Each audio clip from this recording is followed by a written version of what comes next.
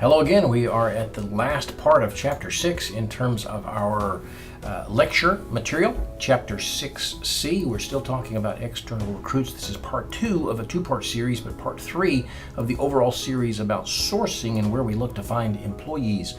As I'm doing these things, you may have noticed so far that several of them in a row appear to be wearing the same clothes, and that's because I'm recording several of these things back to back on the same day. It is, as I look at my calendar, May the 22nd, 2019 right now as I record this thing. I had these videos already out here from previous semesters, but Dr. Wilson likes us to keep things current and encourages us every so often to go in and re-record videos that we've already recorded. And I'm kind of scrambling trying to get these things ready before the summer semester 19 class starts. So you may find it interesting if you haven't noticed yet. Now you're going to be real conscious about it. I'm going to be self-conscious about it. But you might find it interesting to kind of glance at what I'm wearing on a particular day, to kind of get an idea of what I'm doing in the context of a day. I think this is either my third or fourth, maybe my fifth video of today. Of various sorts. My goal is to produce the rest of these videos over the next couple of days so I can sit back and relax a little bit before the semester starts. I remember when I was in college taking a summer class. It was Accounting 1, and I had started the class in the fall semester of that particular year, and then I had some health problems and had to drop out of school completely, which was pretty good because I wasn't doing well in accounting at the time. But when I got things back together in terms of my health, I was able to enroll the following summer. So I took half of fall and all of spring off, and then went back to school in the summer. And I took accounting during the summer in college.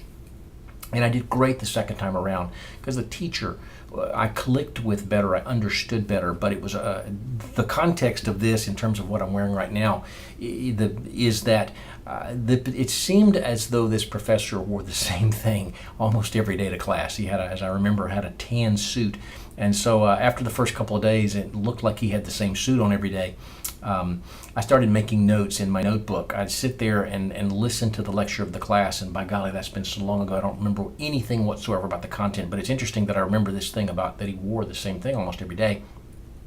But every day in the inside of my textbook or on the front page of my spiral notebook or whatever, I would make a note of what the professor was wearing.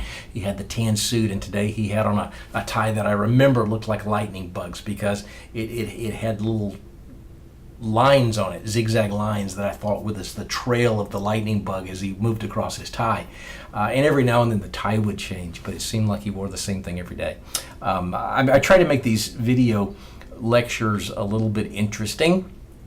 I tell crazy little stories like this that have nothing to do with the content, but at least might make you smile and go, you know what, that guy's crazy. He's a nut. I like that guy. I don't know much about him, but he's fun. And that maybe makes the semester, I know it's cram-packed, especially in the summer, but makes it a little bearable when the teacher is a real human being just like you are. Anyway, that's enough of an introduction. We've wasted almost 3 minutes of our video time talking about something that has nothing to do with the content. So let's get into the content. Again, remember that we talked in Chapter 6B about a bunch of different sources that we can use to find external candidates from job sites, career sites, recruiters, trade shows, and things like that.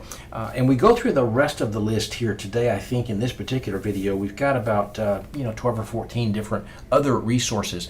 And if I had come to you before you watched videos 6B and 6C and said, what are some external sources we can use to find our candidates for our jobs, you might have come up with 2 or 3, but you're probably, as you listen to this or you watch this, and as you looked through the text, because I know that you read these chapters before you watch these videos. I'm very naive in believing that you actually read the textbook.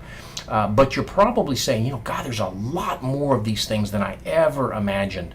And some of them are kind of lesser used, which ought to tell you that if you get good at some of these sources, you're going to be in the driver's seat because there's not an awful lot necessarily of other employers that know to look in these places. And so you're going to find candidates that they don't find. So the more familiar you are with these types of resources and the broadness of the resources, probably the better you're going to do in terms of recruiting. So let's talk about some more recruiting sources. One thing that is an underutilized source that can provide some really, really good employees are military transition services. Now, take into account that there are folks like my nephew, both my nephew by birth and a nephew by marriage, that went into the armed services either instead of college or immediately after college. My nephew joined the Marines. He went, graduated from high school, did a year of college. That wasn't really his thing at the time, and so he joined the Marines, and he did a tour of about 4 years or 5 years or something like that in the Marines.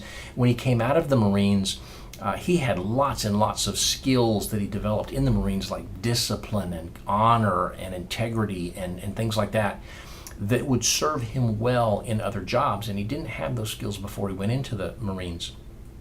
My other nephew by marriage is got a history degree at GSW and then joined the Army, and he's looking to do some sort of special forces in the Army.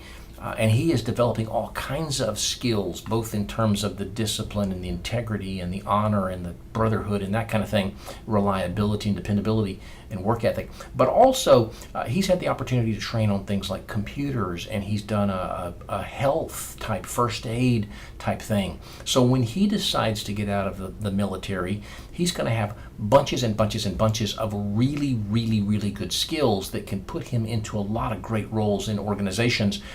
But people have to find him, and he has to find them. So one thing that folks have developed to help these folks and to help folks like us looking for these folks is to be a consolidator or a clearinghouse for former military, most of whom are honorably discharged. We may not want the ones who are dishonorably discharged, depending on the reason. But somebody who, like my nephew, who comes out of the Marines, goes to one of these military transition services and say, hey, I'm ready to join the real world again. What kind of jobs are available that I might be interested in? And they say, oh, you know what? I've got a bunch of folks that have talked to me yesterday or today that are looking for somebody just like you. Get your resume together, and we'll work up an appointment for you to go talk to them. So we as employees, depending on the role, certainly if we've got roles like security officers or things like that, military folks, retired military, discharged military, would be wonderful in those roles. I mean, golly, these folks learn how to handle weapons. They learn how to make good judgment decisions on when to use them. They're in great shape. They've been through the obstacle courses and the training and all of the 50-mile hikes and the obstacle courses and crawling and whatnot. And boy, they're in better shape than most of our employees. Why wouldn't we use folks like that? But other folks, like the other nephew by marriage, have gained skills in accounting or in computers or in logistics or things like that. And if we're looking to hire somebody to handle our logistics, our shipping operation or our warehousing operation, some of these military people spent 6 months or a year learning these skills and then running this particular function in the military, and coming right out, they just easily transfer their knowledge from one setting to another and step right in and do a great job. But I wonder how many times we as organizations don't think about former military and what they can bring to our organization. That's one place that you might want to look for right away. Now, some jobs really don't have a great fit. It may be hard to gain HR skills perhaps in the military, but you might have a lot of other skills that you can do. So think about military transition services. Another way that we can get external candidates is by simply going out and buying our competitor, acquisitions and mergers, acquiring our competitors or merging with our competitors.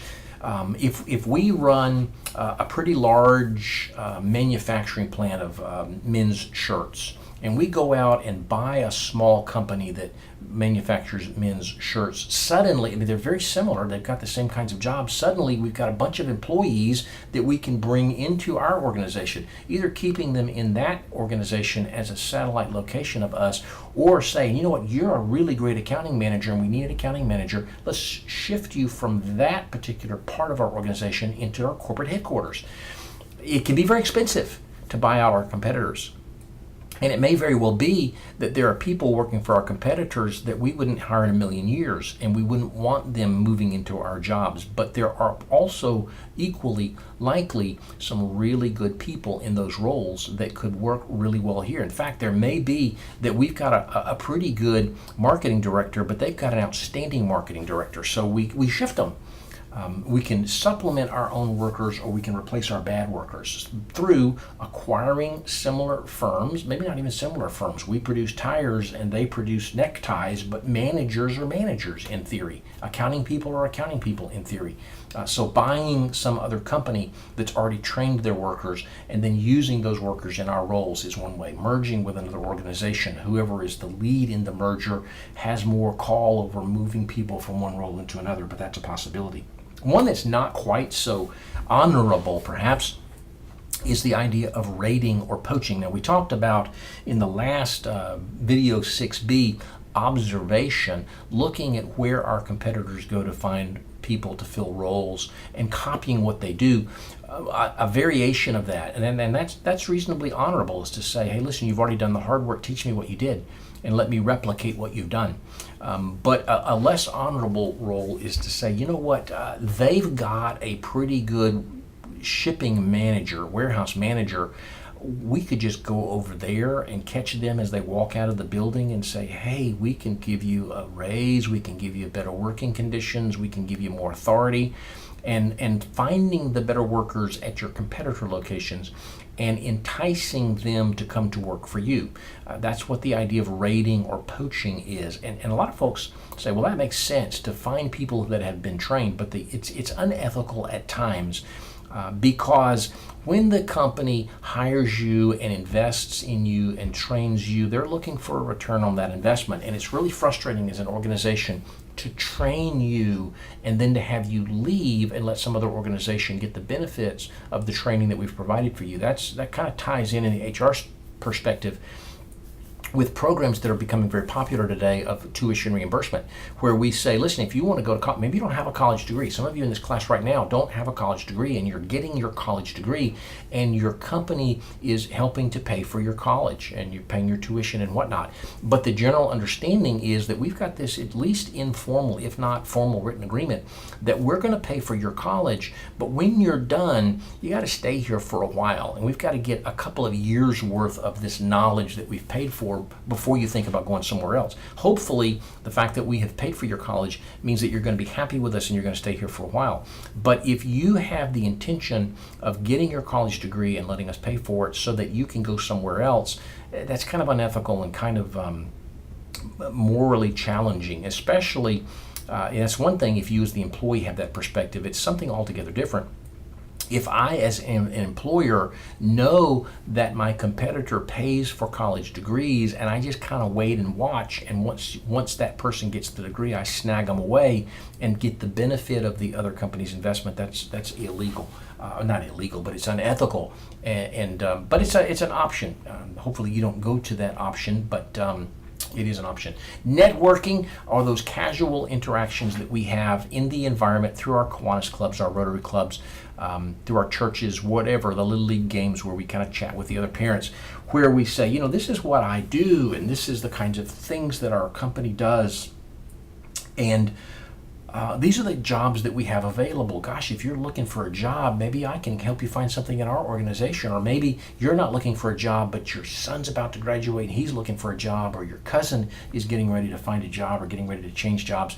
And it's not that I ever necessarily find you as an employee, but I learn about you through someone else who's a common acquaintance. And that's what networking is all about. We encourage you as individuals to network, to meet people in positions. It may be that you never ever use this person for help whatsoever, but it could be that having met this person means that 2 years from now you can call up and you can say, hey, you remember we met here, we've done this, I'm looking for a job, if you know of anything, let me know.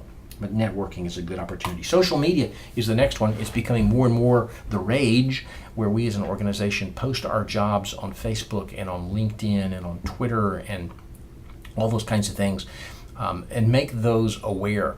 There are some ethical issues related to that, especially from the hiring standpoint, where we have to think about, we talk about this in current issues a little bit most semesters, if we're hiring and you've learned about us from Facebook, that means that we can in turn go and learn about you through Facebook. And we got to be careful about what we learn about you from Facebook, because that can open up discriminatory challenges. But it's becoming more and more common, as I said, for us to go to our company Facebook page and say, hey, we're looking for somebody to be our vice president of marketing, you know, contact our HR people if you think that you're qualified and interested. So social media. Another option that we have for external recruiting sources is schools. It's a great resource of people who are about to graduate from college. What makes them a great resource? They've got fresh information. If you're getting ready to graduate from GSW with an HR degree perhaps, or a management degree, when you graduate, this will be one of the final classes that you've taken. So the concepts of hiring and interviewing are fresh on your mind. And if I, as an employer, am looking for somebody that is skilled in interviewing and recruiting and whatnot, somebody that has just learned about it, it's still fresh on their mind, is a good resource. But not only do they have fresh information on their mind, but also the fact that they really probably don't have a lot of work experience. The traditional college student probably is about 22 years old and hasn't worked extensively because they went to college. They're traditional. So I might be able to hire them for less money. Those of you who are coming back to school, you've been working for 5 or 10 or 20 years, that's not so much the case, that you can be gotten cheaper as a recent college graduate. But for a lot of folks, it can be possible to not only get folks who are fresh in the information, but can be gotten cheaply. But with schools, I know that it is the case at GSW that our career services director will, a couple of times a year, either take people, let's go back to the slide we're on, will either take people in a van to Atlanta to a career fair, or she will invite companies from around the Southeast to come to GSW. And as we talked about with the job in the career fairs on the slide in lecture 6B, they'll have a table in the gym, and students can wander around and talk to employers. So we can target upcoming graduates or recent graduates who are looking to take their degree and do something with it in a good, proactive, productive way. Then a couple of maybe less common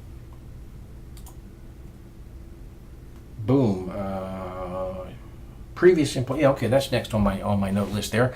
Another good resource is people who used to work for us but who don't anymore. Sometimes people will leave because they perceive a better opportunity somewhere else. They just couldn't get the promotion they wanted. They couldn't get to the pay level they wanted. And in order to get the pay they need, or the position they need, or the training they need, they've got to go somewhere else to get it, unfortunately.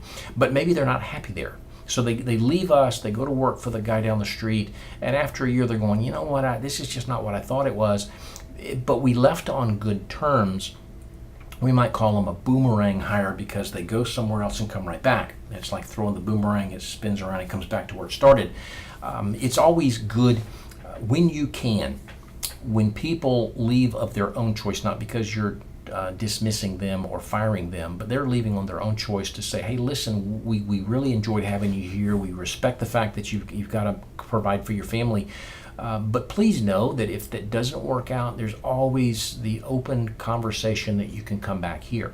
So we might rehire somebody who used to work for us, who left on good terms, but who didn't end up liking where they went. So keep in mind, maybe when you've got this file folder on your employees and they leave to go somewhere else, you move them into a different drawer of your filing cabinet, but you keep those folders handy, because maybe even they haven't come to you to ask about a job, but they've been gone for a year and you've got this job open, and you pick up the phone and you go, hey, you know what, we've got this job came open. We know you left because you were looking for an opportunity. Would you be interested in coming back to this particular job? Better benefits, better pay, better responsibility, better title, whatever. Maybe you're reasonably happy where you are, but perhaps you liked it here, and if you had the opportunity to come back, you would. So here's an opportunity. All right, so previous employees, non-citizens, or rather people returning to the workforce. Well, that's not on my note sheet here. People not necessarily who left our company to go to another company, but who left our company to do something unrelated. It may be that a lady who was working for us left employment to have kids, and now the kids, 5 years have gone by and the kids are in school, and she doesn't have the same incentive to stay at home, and she's looking to come back to work. So maybe she's coming back to the company that she left, or maybe she's going to a different company altogether. They're people who have demonstrated their skills, that are dependable, who worked well at some role in the past. They took some time off maybe because they were in prison, maybe because they had health obligations, they had family, children, they had to take care of their parents or their sister who was terminally ill. And now the situation has changed and they've got that availability and they want to come back to work. If the option is hiring somebody straight out of college or hiring somebody who's 35 or 40 who worked for a while and left for a while and can come back, maybe there's some incentive to hire the person who's returning to the workforce because they've already demonstrated their capabilities. Next, we have non-citizens, people from other countries, from other places overseas who have specific skills. If we're talking about computer skills or whatnot, the Far East, the Indian, the Asian, Pakistani, all that kind of place are really good with those skills.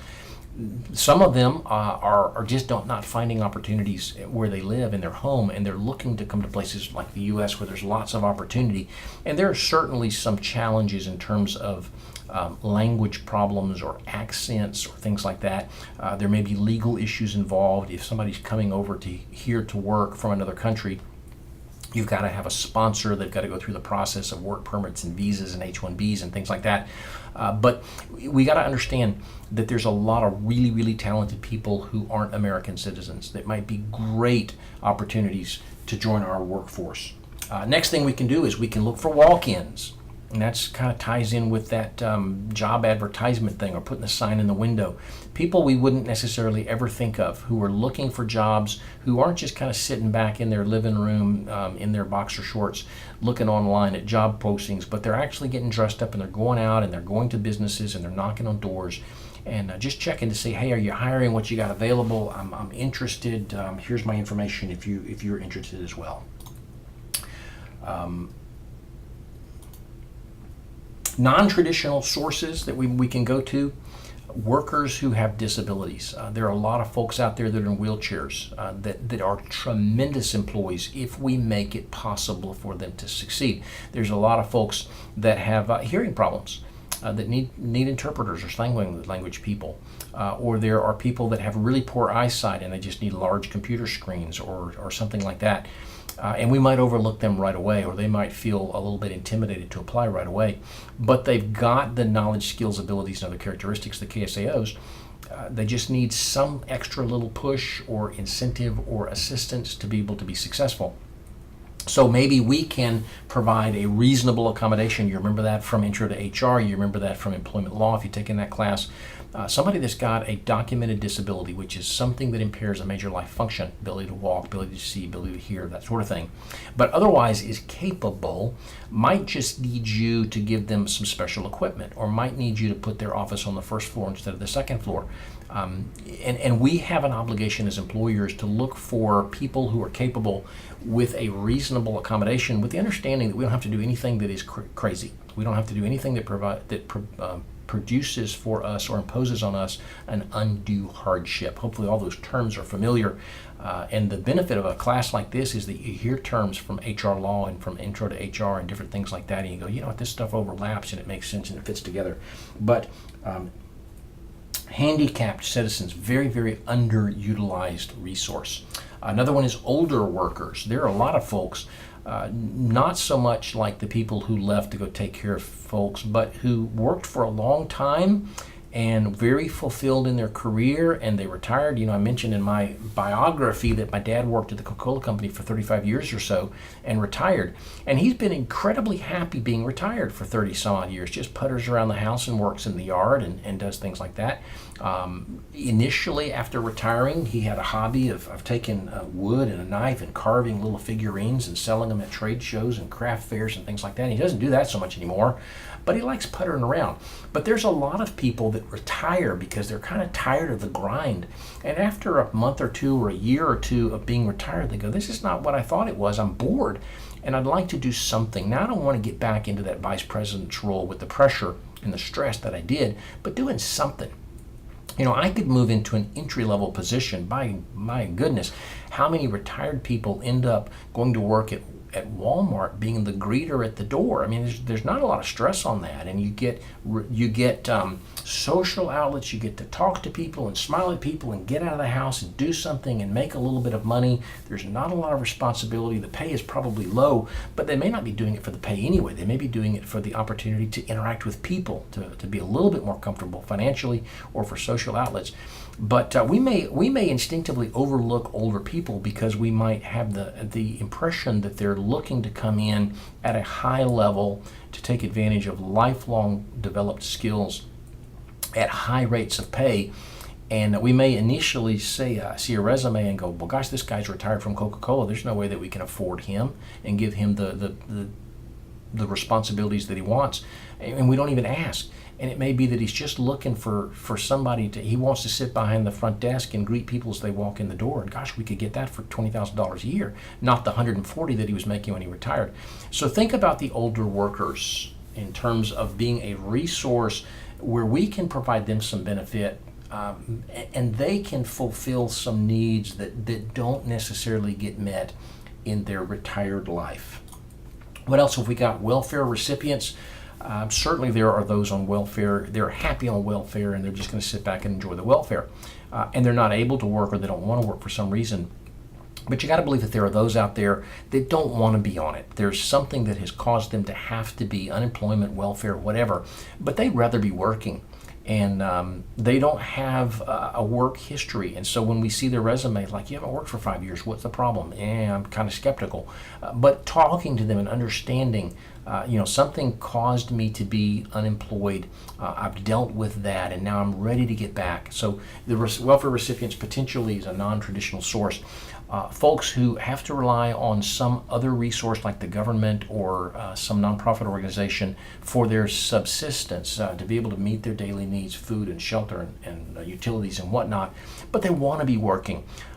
Or they they're kind of happy where they are, but one of the qualifications or stipulations of being on the government assistance is they have to interview from time to time and reasonably look for work for certain to continue to get certain types of assistance. So you may have people that come and look for jobs, maybe full-heartedly or even half-heartedly, that might be good resources. So don't overlook those too much.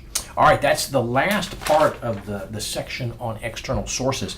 Now you've got a really, really long list of possibilities that you can look for when you are trying to put together your recruitment plan. So you've got a job in this particular class with a title, and you need to think about, you've already, for all practical purposes, in the summer semester, you've already gone through the process, the job description, the questions, and the interview matrix and whatnot.